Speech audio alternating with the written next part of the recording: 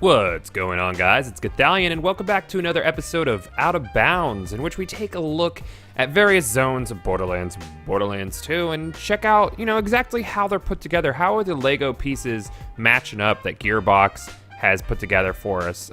As previously noted, this episode is going to be focused on Borderlands 1, and we might as well start with the area that is technically the final area for the vanilla game, and that is the Vault of the Destroyer of Worlds, or just the Vault if you want to call it.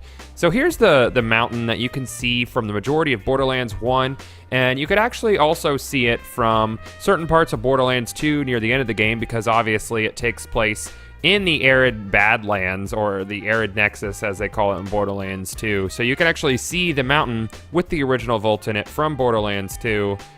So here's the interesting thing that I want to talk about. We're obviously going to go under the map.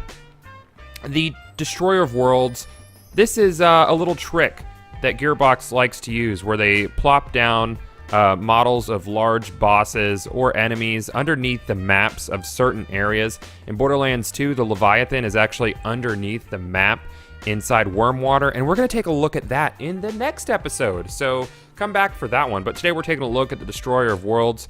Gearbox, like I said, likes to do this. I don't know if it's like an asset saver or just like to save on memory, or why they plop these underneath the map, but they are underneath this map, and you can often find things like this in various maps, and we're going to be looking for more like it. So here's a nice close-up look at the Destroyer of Worlds, who, in my opinion, was he was a pretty uninteresting boss, all in all. I thought he was easy, even if you change your game through Willow Tree to be at max level. I believe the Destroyer is like level 72 or some junk.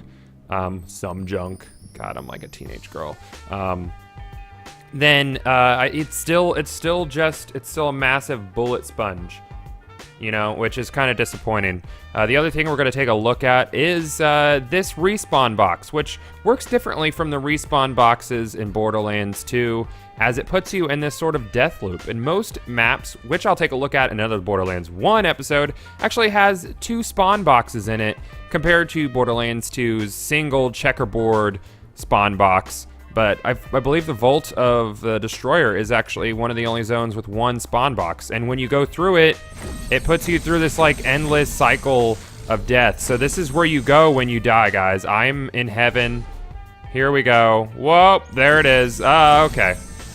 Anyways, guys, this is a quick look at one of the last zones for Borderlands 1. If you're enjoying this Out of Bounds series, don't forget to leave a thumbs up on this video and let me know certain areas you might want me to take a look at in Borderlands 1. One thing I will say is a lot of the maps are a lot more detailed from high up than in Borderlands 2, and we'll be taking some close looks at that.